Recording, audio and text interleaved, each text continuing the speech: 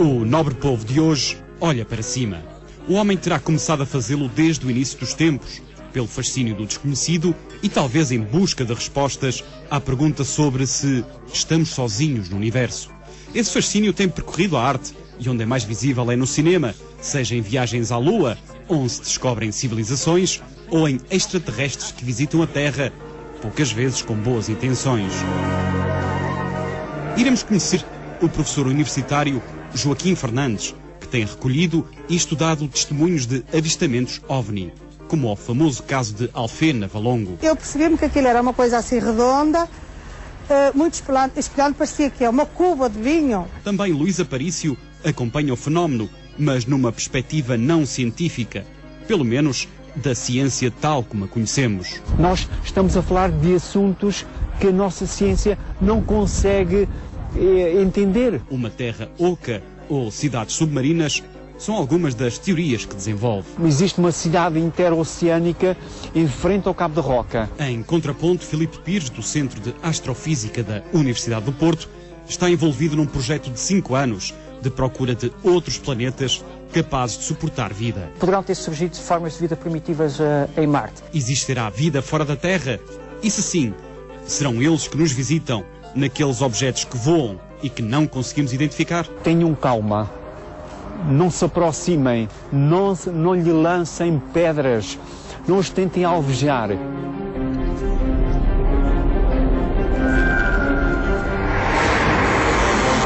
Meu nome é Joaquim Fernandes, sou historiador e a questão da vida extraterrestre no plano historiográfico, no plano da cultura e das mentalidades, foi um tema que sempre me atraiu. Chamo-me Luís Aparício, já tenho 56 anos e ando nestas coisas de ovniologia desde há muitos anos, desde os meus talvez 18 anos. Cada vez mais eu estou convicto que nós não estamos sozinhos aqui na Terra. Esta não é uma ilha fechada e sem ninguém nos visitar.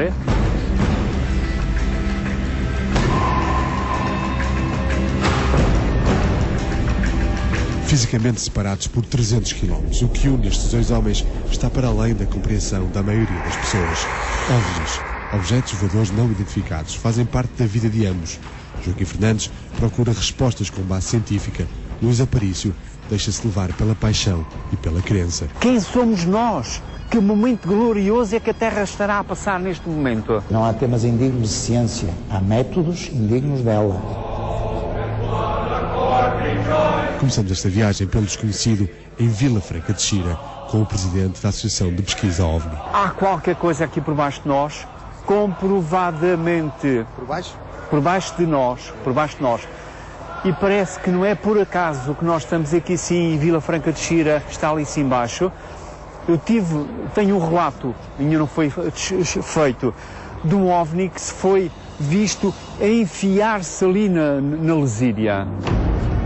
Existe no Oriente uma palavra que é a lei do karma. Será que eles, se vierem aqui assim, mostrarem-se com intensidade e se aterrarem ali assim no Terreiro do Paço, irão modificar toda a nossa forma de pensar? Pela lei do karma, nós iríamos modificar o nosso comportamento perante aquilo que eles nos vinham aqui dizer.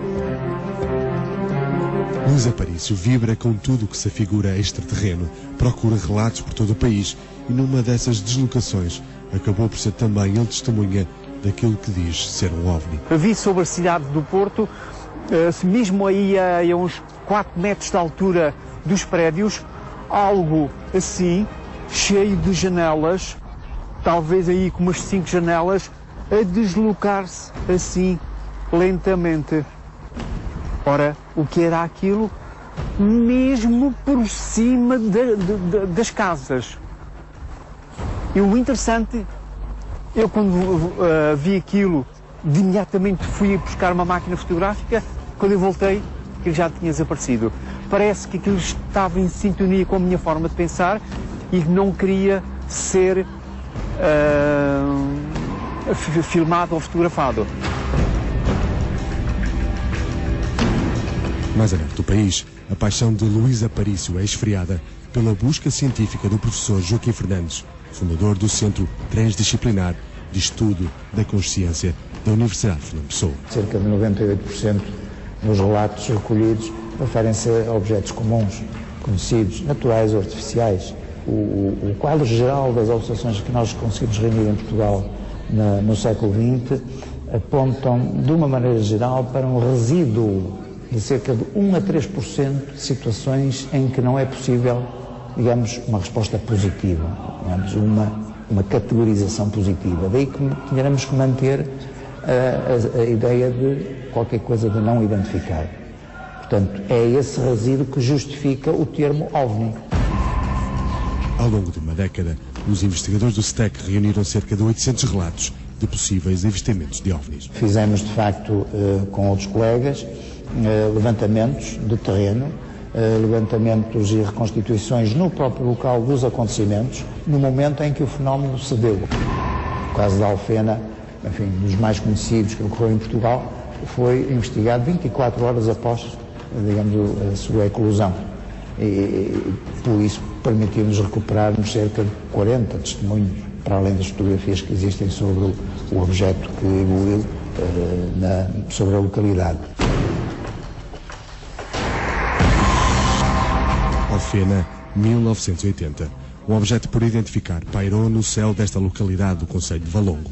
30 anos depois, os relatos de quem presenciou o fenómeno ainda são iguais aos arquivados nos dossiês do STEC. Foi um dia de manhã, estava um dia lindo, cheio de sol, e eu vinha à minha varanda e não sei como é que reparo e vejo um objeto vir assim naquela direção dali, uma coisa cada vez mais espelhante, mais espelhante, mais espelhante e cada vez mais baixa. Estava em casa do portão e não sei como, reparei, olhei assim, reparei assim e vejo aquela coisa, aquele monstro por ali fora. Eu nunca vi um OVNI a não ser nos filmes, mas dava a sensação que era a mesma coisa. Ui, que é que vem aí? Que vem aí? E ele vinha e começou a ir a baixar. O formato dele, a maneira como caminhava, porque via-se não era um avião, não era um pássaro, não era nada. Corria mais à frente, aquilo era uma adorna, é como a minha filha esteve a dizer, aquilo era uma adorna. Ao cruzar aqui por cima, eu percebi-me que aquilo era uma coisa assim redonda, muito espelhante, parecia que é uma cuba de vinho, assim mesmo redonda. Dava a sensação que tinha qualquer coisa por baixo. Eu até disse, pronto, isto é alguma coisa que vem no ar, vai arrebentar aqui, nós íamos morrer aqui todos. Eu pensei isso, não pensei outra coisa. Eu pensei que aquilo que viesse alguma coisa no ar e que explodisse e a gente ficava. E depois continuou a seguir daquela direção, ao passar ali os armazéns, ia mesmo descer, portanto, viu-se que ali mesmo deixou de se ver. Ele ia para pausar, ou ali à beira antes dos armazéns, ou no campo do Orfenense, aqui no campo de futebol. Entretanto, as pessoas começaram todas a correr para aqui fora, houve um fotógrafo que também correu atrás, e depois vi que ele não chegou a pousar, levantou novamente e seguiu em direção ali, pela codiceira fora, sempre em frente. Nunca vi aquilo na minha vida, 87 que eu tenho, nunca vi na minha vida aquilo. Nunca vi senão aquilo. Houve muita gente que depois viu e correu aqui, não foi só... Houve um fotógrafo que ainda chegou a tirar fotografias e tudo, portanto, isto não foi nós que nos apareceu assim na mente, foi mesmo visto. Mas olha, eu joguei bem, por estar aqui a esta hora, quando vimos aquilo, e eu e muitos. A existência de outros mundos, de outros seres que não os humanos, mesmo que possam ser idênticos aos humanos, ou não sabemos, as possibilidades são infinitas. Mas sempre essa possibilidade de podermos ser confrontados um dia com outro que não o nosso igual, causa sempre apreensão. O desconhecido, aliás, é sempre um fator de medo e de angústia. Há diversas vagas de OVNIs e a Terra tem estado a ser visitada por civilizações com diversos graus de desenvolvimento tecnológico. Em 1954, quando aconteceu aquela grande vaga de OVNIs por toda a Terra, em França apareceram desde um quadrúpedo, portanto era um homem com um elmo transparente e com fato de macaco e que andava com as duas mãos, com as mãos e com os pés no chão. No Centro de Astrofísica da Universidade do Porto, o investigador Nuno Cardoso Santos recebeu uma bolsa europeia no valor de quase 1 milhão de euros para procurar, durante os próximos 5 anos, planetas parecidos com a Terra e capazes de suportar vida. Filipe Pires, coordenador da Unidade de Divulgação do Centro, explica os detalhes do projeto. É um projeto financiado pelo European Research Center. O objetivo é, nos próximos anos, conseguirmos encontrar planetas semelhantes à Terra, portanto planetas rochosos, e que se encontram a uma distância tal da estrela que seja possível a existência de água líquida, uma condição indispensável para a existência de vida. Entre 30% a 60% das estrelas semelhantes ao Sol têm planetas à sua volta. O que acontece é que hoje em dia, com os métodos que utilizamos e com o equipamento que temos, não é possível detectar planetas como a Terra. Basicamente, descobrimos planetas maiores que a Terra.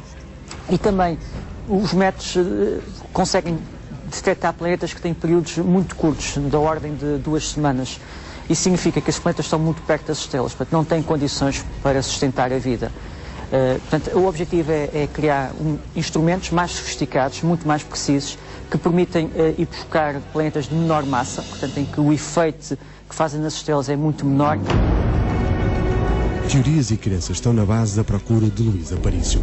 Ele acredita que na zona do Cabo da Roca existe uma cidade interoceânica. Eu vi lá embaixo, junto ao mar, uma bolha de luz a sair de dentro das águas.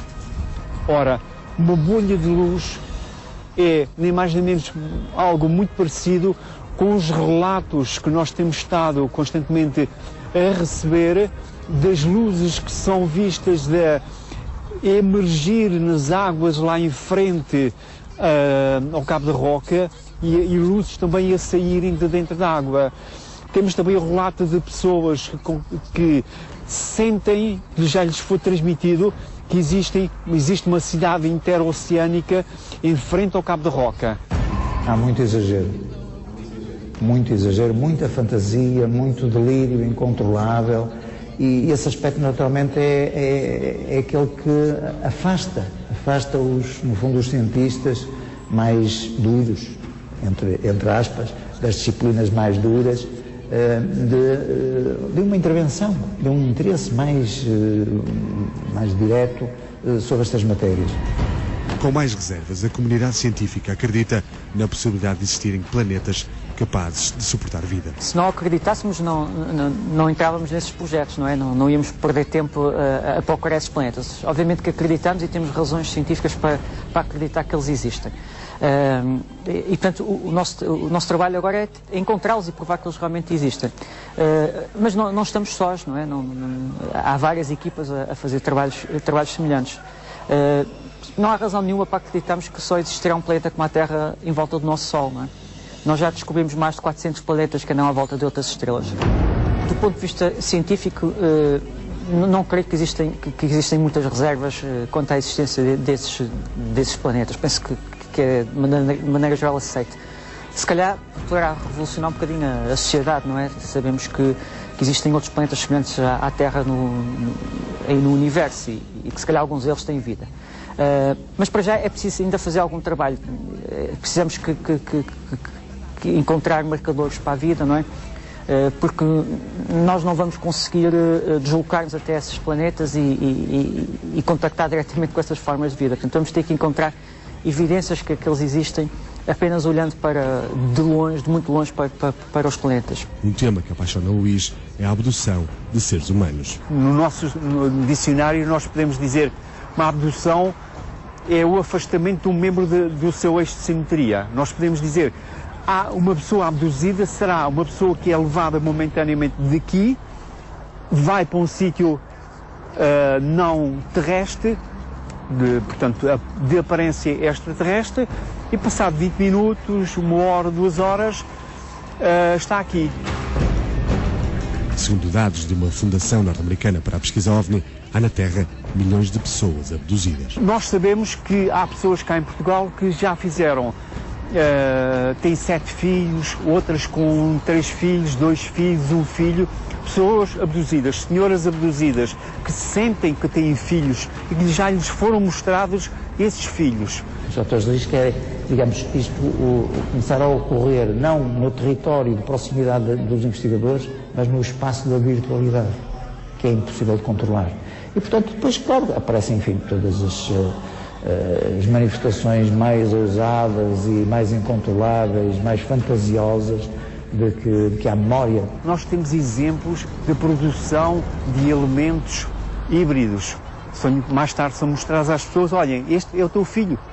Agora, para que é tanta gente produzida? Quem somos nós? Que momento glorioso é que a Terra estará a passar neste momento?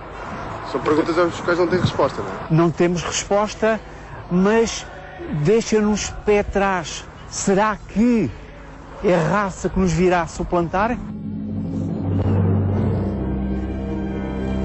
Para o desconhecido, o homem pode arranjar explicações, mesmo que sejam fantasiosas. Para o mundo científico, e apesar da ciência não viver sem o desconhecido, exigem-se provas. Eu fico perplexo quando assisto e quando leio ou quando me transmitem informações que são para essas pessoas mais que seguras. São seguras para elas, mas e onde está a confirmação efetiva? Como é que se pode fazer a prova dessas alegações?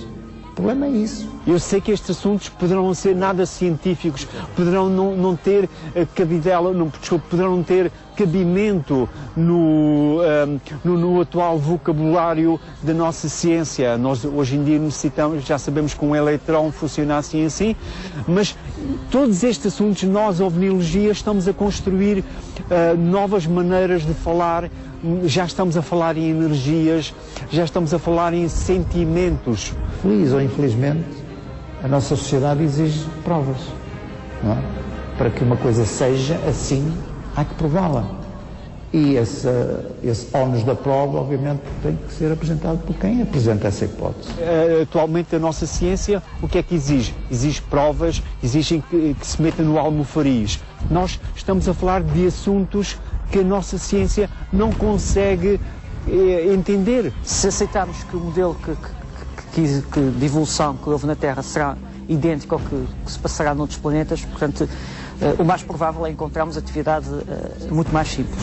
Portanto, o mais provável é num futuro relativamente próximo, se encontrarmos evidências de vida, será atividade microscópica, digamos, muito simples.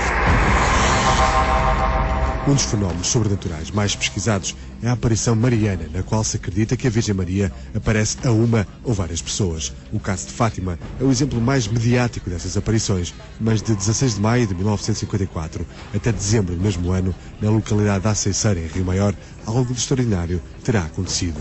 Nossa Senhora apareceu ao vidente Carlos Alberto Delgado durante 6 meses, sempre à mesma hora. Ao dia 16 de dezembro de 1954, a senhora apareceu sempre aqui assim, todos os dias 16 às 14h23. Somente no dia 16 de dezembro de 1954 é que realmente houve aqui o grande espetáculo. Segundo os relatos da época, milhares de pessoas ocorreram ao local. Militares do Exército e GNR foram chamados, alguns deles de forma inexplicável tiveram de receber assistência médica. José Delgado, tio do vidente, recorda a época. Para mim existiam coisas estranhas. Um dia estava ali assim, estava a chover muito, até cheguei assim por baixo do chapéu de uma pessoa qualquer que ali estava. E de maneira, o pessoal era muito, fugi para casa, estava a chover muito naquela altura, até e depois vim para casa para mudar de fato e cheguei a casa para mudar de fato, estava enxuto completamente, não. Saiu lá molhado, chegou aqui seco. É verdade, eu estranhei até isso muito, não é? Até hoje, cá em Portugal, eu não conheço mais nenhuma aparição mariana em que a Nossa Senhora tinha sido vista por muita gente. Em 2004, no 50º aniversário da morte de Carlos Alberto Delgado, os habitantes da Aceiceira assistiram a outros fenómenos inexplicáveis. Muita gente viu, eu também vi, na hora da procissão, quando foi no fim da procissão, e quase sempre à hora do terço. Mas no fim da procissão é que as pessoas estavam na rua e é que se aperceberam mais. Pronto, parecia... Havia pessoas que diziam que era a figura de um anjinho, outras diziam que era a figura de Nossa Senhora. Eu sou franca. Figuras, eu não me represento nenhuma, mas vi que o céu estava totalmente diferente. De volta ao presente e às crianças de Luís Aparício, que acredita na teoria da Terra ser oca. A teoria da Terra oca está para dar, veio para ficar e está-se a comprovar cada vez melhor a sua existência. Neste campo, infelizmente, é muito fácil de propor as ideias mais fantásticas, mas que tem muito mais a ver, naturalmente, com ficção científica, com imaginação, do que propriamente com a realidade palpável e verificável do ponto de vista científico. Se nós começarmos a compreender então que os planetas possam ser ocos, então toda a problemática que existe à volta do Irão, que todo o mundo neste momento está a pedir ao Irão, não façam mais explosões atómicas. O homem compreendeu finalmente que não pode andar a perturbar os nossos vizinhos da parte de baixo. Nós conhecemos o interior da Terra porque estudamos há muito tempo a atividade sísmica da Terra. Obviamente que ninguém fez um furo para ver o que é que se passa lá dentro, mas cada um é livre de acreditar naquilo que entende, não é? Joaquim e Luís podem discordar do método, da fantasia, das crenças em redor do fenómeno OVNI. Filipe prefere focar-se nos astros, mas todos acreditam no potencial de vida para além do planeta azul. Eu acredito que há um potencial enorme de vida, que segundo as últimas indicações, e todos os dias, ou praticamente todos os dias, nós estamos a receber informações das nossas sondas, dos nossos refletores, dos nossos retransmissores e telescópio, e que nos permitem dizer que os elementos fundamentais que nós conhecemos e que edificaram a vida aqui na Terra existem no espaço. A nossa busca de vida no sistema solar, digamos, temos algumas ideias, temos alguns projetos, é uma questão de evoluirmos um bocadinho e de esperarmos algum tempo, e certamente que podemos ser surpreendidos até sem ter que nos deslocar até tão longe para as outras estrelas. Noutros locais do universo, esses mesmos elementos, a esta hora, ou já constituíram, se calhar, formas de vida muito mais antigas do que a nossa, ou estão neste momento a iniciar um processo de vida de novas formas que irão emergir um dia. A mensagem que eu queria deixar final é que as pessoas, quando virem um OVNI, e isso consta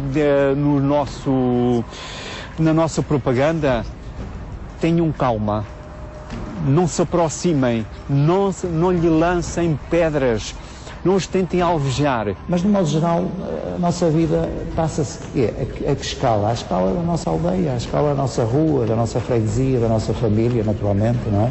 E, portanto, é muito difícil, seres limitados como somos, muito limitados que somos, pensar em algo que é ilimitado. Portanto, não fomos feitos para isso. Sabemos que Marte já teve água líquida na sua superfície, talvez há 3.000 milhões de anos. A água é um bem indispensável à vida e, portanto, poderão ter surgido formas de vida primitivas em Marte. Mandem pensamentos de boas-vindas. Mesmo se os virem lá aqui assim por cima, a maior parte deles são telepatas.